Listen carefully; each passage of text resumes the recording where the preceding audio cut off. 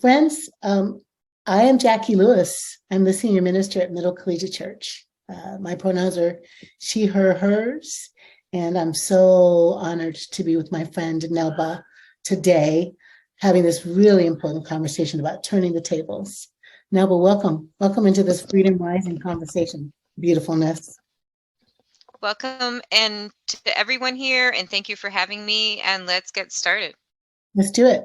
So, Nelba, it is April 3rd, and part of the reason we put our conversation on today instead of tomorrow is because your beloved's birthday is tomorrow. So 17 years ago, today at this time, I was incredibly tired and incredibly excited for what I knew would be Anna's birth. Anna was a planned cesarean. So we were ready in the morning, and 17 years ago today, we were preparing for that. Anna was a prayed for, beloved, expected child. We knew very early. I'd had a dream, actually. Our first pregnancy resulted in an image, and then we had Isaiah and we had Anna, and I knew we would have a girl and a boy. It came to me in a dream. So Anna completed our family. She was born in Hartford Hospital tomorrow, April 4th. She was 7 pounds, 6 ounces, and we miss her incredibly so. A lot of times when we talk about gun violence, we forget about the humanity and the people behind it. And it's really important that gun violence, when framed, isn't just about policy, isn't just about the abstract. We think about gun violence, but sometimes we don't allow its horror to permeate our hearts, and we should. And I want you to remember her name. Her name is Anna Grace Márquez-Greene, and 17 years ago, I was pregnant with her life. Anna Grace Márquez-Greene, a beautiful, beautiful girl. Happy birthday, Anna Grace. Mommy, what was it like for you to have her come out of your body and into your arms? What was it like to hold her for the first time? She completed our family. She looked nothing like Isaiah. She looked totally like me. She didn't look like her dad when she was born. So I thought, great, I have Isaiah. He looks like his dad. And I get one that looks like me. And that didn't last very long. She just started looking like her dad really fast. And she was built like her dad, and just a beautiful, beautiful child. And I've never met someone who's lost a person to gun violence who hasn't loved their person as much as we love Anna. And this is incredibly important because we tend to privilege certain deaths to gun violence over others. We tend to privilege the loss of children. We tend to privilege losses that are sensationalized or highly covered in media. I have yet to work with a family or meet an individual who has lost a loved one to gun violence, who loves their person less than I did. So that is incredibly important for us to consider as we talk about how to support and why we advocate. Yeah. Full stop, right? Full stop, love. Every life lost to gun violence, not just the mass shootings, quote, but every life lost to gun violence is a soul robbed of the experience here on earth and a family shattered because the guns. Yes. Yes, and when I wanted to talk to you, and I'm making this invitations to many different leaders in the Christian community, I need to acknowledge first that there have been some churches who have been doing the work all along, and those efforts have been primarily driven by Black churches. Yes. Black churches have been at the forefront of talking about injustice, the injustice of gun violence, and so many others for so long. And I want to acknowledge that, because when I talk about bringing leaders to account, it's important to also recognize who is doing the work already. And we know that there are some congregations who have been, there are people who have been, but we do need more. And I wanted to talk a little bit about why. And maybe we can, if it's okay, put up my, one of the interesting things that happens in church with gun violence is we think we can only deal with the grief, right? We think we can deal with the grief absent the injustice. But if we're not dealing with the grief and the injustice, we can actually do more harm to people. Yep. Does that make sense? Totally. Absolutely. That's exactly right. That's right. Did you have a slide you wanted to share? And has Ben? I did. Ben, if you could put that first slide up, that would be super helpful. Well, that's coming up. Can I just say, Nelba, we have been Middle Church in the fight against guns since my arrival at the church just about 20 years ago. But we've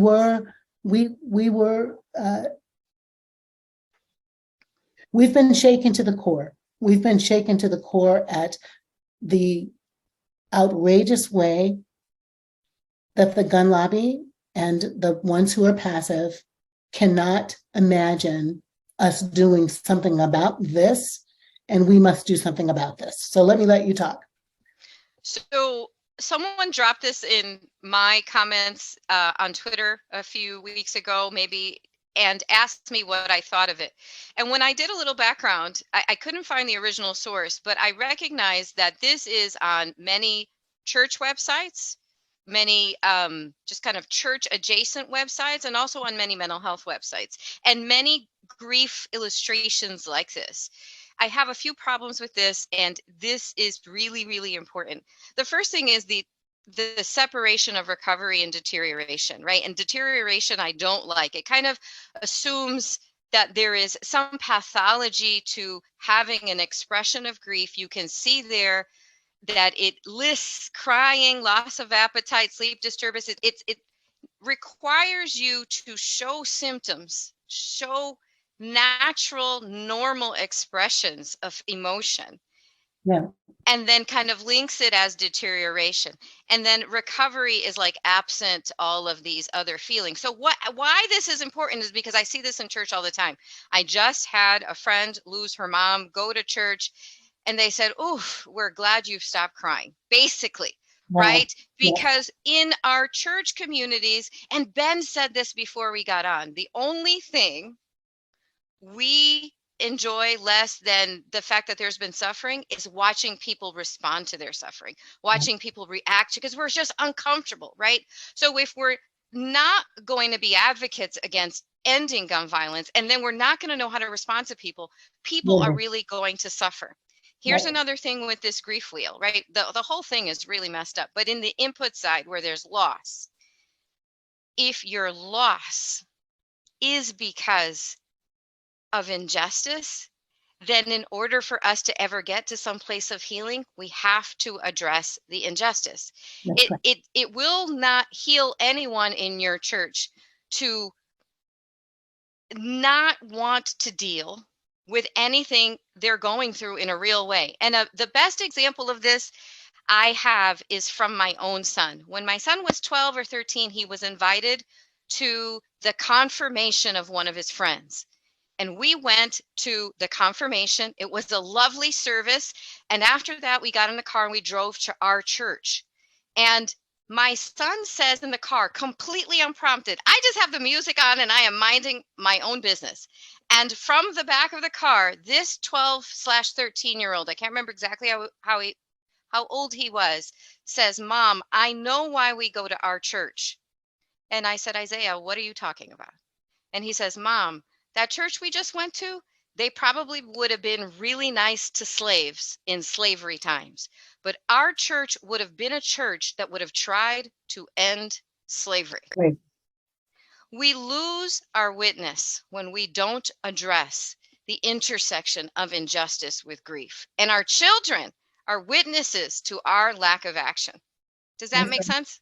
It totally does. And it is sort of the way in which religion, lots of religion, but I'm going to do Christianity because we're both Christians, feels like it's supposed to be a balm in Gilead, as opposed to getting people out of Gilead, right? A balm in the midst of struggle, as opposed to getting people out of struggle and suffering. That somehow the job of the church is to placate, pacify, comfort those who mourn in this time, and that in some future time will parachute out of earth, right? And will go to heaven, and the suffering won't last always, as opposed to seeing itself as an instrument of peace, literally an instrument of peace, which requires hard work. It requires analysis. It requires strategy, tactics. It requires protest. It requires transformation. It requires taking risks.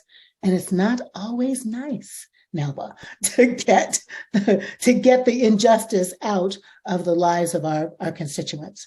That, I think, y'all, just to say, my lights are going off and on, and that's it. So can't help it.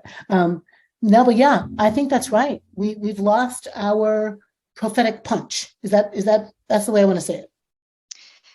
We also are making demands of people who are sitting in our pews, demands of resilience because of faith. We've now made it a contest.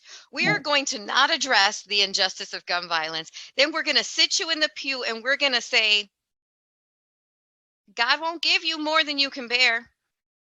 The Lord says, count all things as joy. So we're not only being spiritually disrespectful to people, we're also being biologically disrespectful to people, because prolonged, extreme stress is not how we build resilience in people. You can scripture me to no end, right? Yeah. But unless I am in a place where I can feel safety, where I can feel respect, where I can feel loved, where I can feel held, I'm not going to do that. And to illustrate this, I would love to show you a slide of one of my very best friends. His name is Dr. Bruce Perry. And he co-authored a book with Oprah Winfrey. And he talks about how we really become resilient. And Ben, if you could put up the second slide, that would be great. So these are patterns of stress activation. And this is really how our bodies respond, right? So we tell people all the time, be resilient. We want people to be, we shout it out, right? And we think, well, faith, right? If they just come to church, if we just, okay. So in order for us to really build resilience, our stress patterns have to be predictable, moderate, and controlled. Those three things lend themselves to building a resilient body, a resilient brain, a resilient central nervous system. When our experiences with stress are unpredictable, extreme, and prolonged, that doesn't lead, if you can look at the slide, to resilience. It actually leads to vulnerability. So I lost Anna in 2012. Since then, I've probably experienced 200-300 mass shootings. I mean, there have just been so many. It's unpredictable, it's extreme, and this pain is prolonged. I'm not actually growing more resilient. I'm actually growing more vulnerable. So sending people like me into our churches who don't understand why they need to be better advocates in both policy and aftercare for families is to be biologically disrespectful, is to be spiritually disrespectful, is just to not have the proper information to help people. Does that make sense? It does. It does. And when you lay it out like that, it makes me grateful for your training in grief, counseling, grief support, but it also makes me want to ask you pretty pointedly, because we're friends, what in the hell are we going to do about that? What are we going to do about creating resources you and I've talked about? What can we create for the two kinds of churches that I want to list? Like, one is the middle kind of church where we understand that gun violence is a systemic, political, policy, right, product of, the slave patrols, the Second Amendment. Like, we got that analysis down pat, and we also know how to get in the streets about it, right? That's a certain kind of church. But another kind of church, Nelba, is like, the God's will kind of church, the it's going to be over kind of church, the you can handle it kind of church, the never more than you can bear kind of church, which feels like a different starting place. That's a really theological problem. So let's take on that one over there for just a second. Like, what can we do? What kinds of resources can we create that help people to understand that their theology is problematic when you're dealing with a family who has been shattered by gun violence? I think it's really important to share tools that are readily available in Mhm. mental health and wellness, in neurobiology, to really teach people what the brain and the body are really like. Because you know what? Our churches are under duress too. Our leaders, our pastors are under duress too. And I think if they didn't know before, COVID has taught more people than I care to admit, right? That no, actually, sometimes life is really hard. And even though I have faith, I still struggle, right? COVID brought many churches and many leaders to their knees Yeah, to our because knees. of the stressors, right? So there actually isn't anything wrong with you for responding the way you're responding. You're actually, when I cry, if I cried and somebody told me not to cry or not to show those signs under the decompensation or deterioration, I'd say, hey, I'm having a really normal response to a really terrible thing. So I think normalizing humanity in those, because oftentimes I feel like that hyper spiritualization, that highly, God doesn't give you more than, it's a defense. It's a defense from pain because often we don't have any other tools. Right. It's And a if we it's a really dove patina. into the pain, it would be too much. It's defense, it's separation. It's the reason I know that, and that's why I have empathy for people. When I've had leaders I really respect say things to me like, God sometimes allows something to happen to you so that you can be a messenger for his will. And in my head, I want to say, did you really just say that to me? Right. Because I am like 3 seconds from prison right now, right? It's just like a, but I try to say to myself, they are trying to justify this thing because they do not understand and they do not know how this works, right? And there are a lot of us ready to equip, train, teach, tell you what we need. But there has to be some kind of humility on behalf of leaders to trust us enough to listen. That's really beautifully said, Nelba. And part of what gets wired into the church too is the clergy go to get the church clergy thing. We got the degree thing. We set up a hierarchy, and us, y'all, someone's in the pulpit, someone's out there. We don't necessarily resource ourselves with lay leaders who have particular gifts and skills. And I want to come back to this God that we're worshiping, this God that we've created that actually wants us to have guns and actually wants there to be patriarchy and actually wants there to be class poverty differences that create the conditions that create the violence. I'm saying we've created a God of violence. We have created God in our own image. And that is sometimes a violent entity who stokes our violence.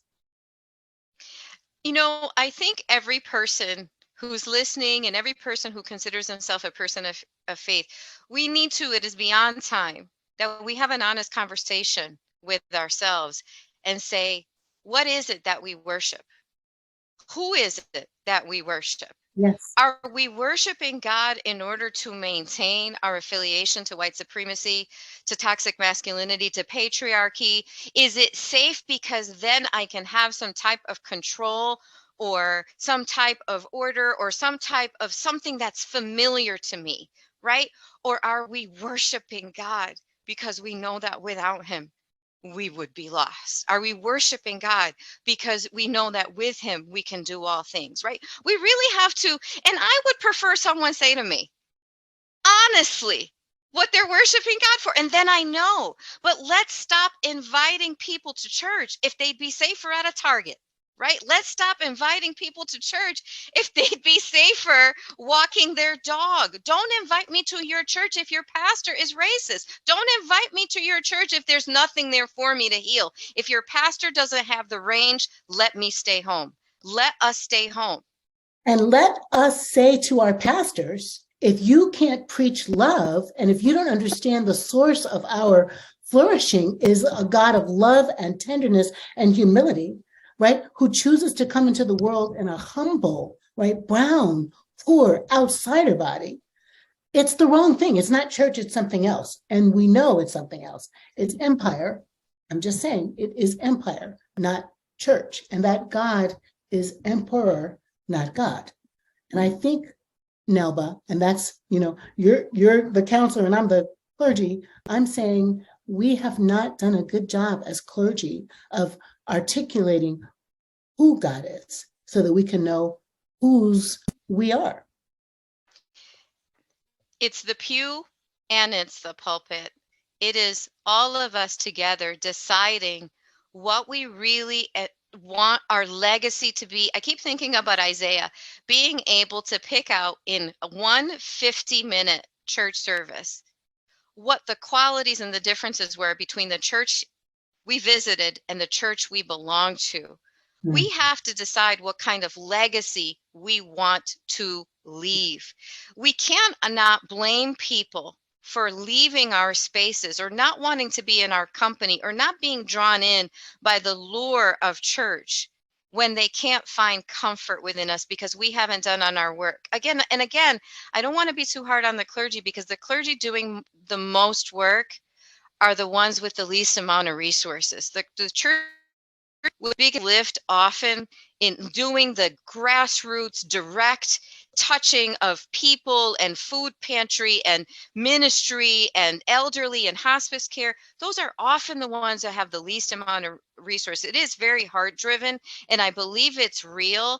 I want to challenge those pastors in evangelical spaces of great influence who one word from them would change direction for so many people, or at least allow the possibility. All it takes is one person to say, hey, let's look at this gun violence thing. We could have position statements at every church, just like we have position statements on other things that say, hey, we're going to address gun violence. And you don't have to be, I would love for you to be a church that addresses both the advocacy part and also the direct care of families part, because those are two different branches. That's right. But pick one, choose a lane, find the strength, and then train your people to do it effectively. Otherwise, we are causing more harm. There is a moral imperative for us to do this work, not just for gun violence, but for all hurt. We're not in this mess we are in with not believing sexual assault victims within our spaces and all of these other things going on. Right. Because we're doing our work. We're there because we're not doing our work. And we have to do our work. We have to do our work. All right, dear. There's going to be some basketball games soon. But let me ask you, you and I, let's make a list. People like lists of how to get in the lane, how to pick a lane. We're talking to lay people, we're talking to clergy. We're saying it's an everybody in this church issue opportunity. Let's do 1, 2, 3 things to get people started to doing this, to doing the work. I don't have 1, 2, 3 thing. I have more than 1, 2, 3. Okay. I think that advocacy and aftercare are two branches in our churches that definitely can be tapped. Gun violence is not an inevitability. The first thing, build relationships with survivors, listen to them, allow them to lead you, allow them to have voice and space in your places and co-create with you what that future in your community, in your church will look like. Number 2, bravely start the conversation. If you follow me on Twitter, if you follow me on Instagram, I actually wrote a script for you, which you can use to talk to your pastor to start the conversation. It doesn't have to be confrontational. It doesn't have to be, something that is, a threat, right? You can start the conversation. It is possible, my friends, it is possible your pastor just doesn't know. Yep. We have created this thing where our pastors are infallible, our pastors are beyond reproach. And if you grew up like me, you could never even address a pastor with a complaint or a critique, right? But neither of those things are true. That's You right. can honestly and respectfully find a way to talk to your folks and say, hey, we've got a problem and I want to be a part of the solution. Number 3, become familiar with data so that you can quickly and efficiently combat myths. For example, something I hear all the time is, you just want to take my gun, right? I No, actually don't want to take your gun. I could care less if you go hunting or whatever. 180 families per day lose a loved one to gun violence. And if we care about people being well and healthy, we should be able to address that. perfect. Number 4, find your lane. You don't have to write letters if you're not good at writing letters. If you're good at making casseroles, do that. If you're good at joining groups for advocacy, do that, right? Find your lane and work in your strength and ask God to lead you in the way Beautiful. forward for you. Everybody has a different role to play. That's Number right. 5, pray without ceasing for endurance. Beautiful. One of the things that we heard in DC when we first went there in 2012 is, this is not going to change overnight. We're looking at 20 to 30 years. And when people hear that, they grow very discouraged because we're so used to problems that we want fixed. That's how it works in movies, right? There's a problem, we work really hard, and then it gets fixed real fast. Well, that's not going to be this, but we do need you in the game for as long as you can. Number 6, I talked about this earlier. Ask your church for a position statement. What is your position on gun violence? That's a very clear one. Challenge them. And then understand that silence is also a response. Silence is a Silence statement, isn't it, is Nelba? also a Silence is a response. loud statement. Yes, it is. Yes. And number 7, encourage other people, right? Encourage other people to join you in your advocacy, in your starting the conversation in this movement, because too often we see this happening and we say, the kids are going to fix it. The parents are going to fix it. We put the greatest burden on the people who have been most impacted by gun violence. And we really shouldn't, right? We are all in or we are not. And I really, really, again, want to just speak to the hearts of people who took the time to listen today. I appreciate it and I don't take it for granted. This is a lot more involved, a lot more complicated. It takes me several hours to really go through and process this with groups, but we're not unable to build tools specifically in churches to help people either with advocacy or with direct care. If we are not helping hurting people in church, exactly what are we doing? That is a calling in, girl. That is a wonderful calling in. Nelba, this is a very important conversation, and we're just beginning this. Nelba is going to be on faculty at the Freedom Rising conference that is April 28 to 30 here in New York City. And she'll be talking with my wonderful colleague, Ben Perry, about grief, about tears, and hopefully more and more about this 2 paths of addressing the suffering of families who've been shattered by gun violence. 1, advocacy, and 2, direct care, but both found in the heart space where we as people of faith say we live and have our being. If we're not doing this work to alleviate that suffering, then what are we called to do? Nelba Márquez-Greene. I have one more thing to say before everybody goes, and it's a question I want to answer because everybody always asks, how did you retain your faith despite what happened? I have to just answer that quickly. My faith was never, I have so many book titles in my head, I just don't have the discipline to sit down and write sometimes. But one of them is, Jesus is not a slot machine, right? We tend to sometimes come to faith and think, okay, right, I came to faith and that means my ladder will be greater and double for your trouble. And if I pull on this lever, then I'm going to get what I want. I was never taught that. I was taught simply that God would be with us in suffering. And Yeah. it just spoke to me and still speaks to me that when I was in that firehouse waiting to hear if Anna was alive or not, I felt God's presence there, and I have never not felt God's presence in my life, not before and not now. So, I find it deeply offensive when people think that because I'm an advocate for gun safety, that I can't be a Christian, God-fearing, loving woman. You're going to find very few people who love God more than I do. Um, it is really a sincere, simple faith, but we can be both believers in God's love and God's word, and also advocates for justice. Don't let anybody tell you that you can't be that. I believe in a God of his word and a God of his work, and we are his workers. So let's keep going. Do not be discouraged, and we can do this. We're going to keep having this conversation. I hope I see everybody at your Freedom Rising conference, and if not, that we can do this again. And Reverend Lewis, I would be remiss if I didn't say thank you for being brave enough to have me. And thank you. It does not require bravery to have you.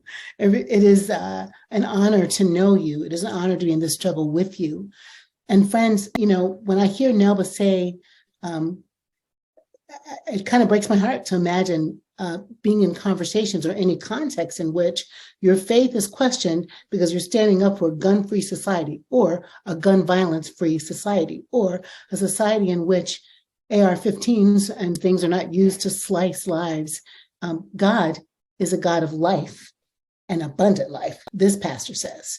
And abundant life requires that we get our hands around advocating for a world that is free of the gun violence that just tears our families, our lives apart, and create a society of peace and love and justice.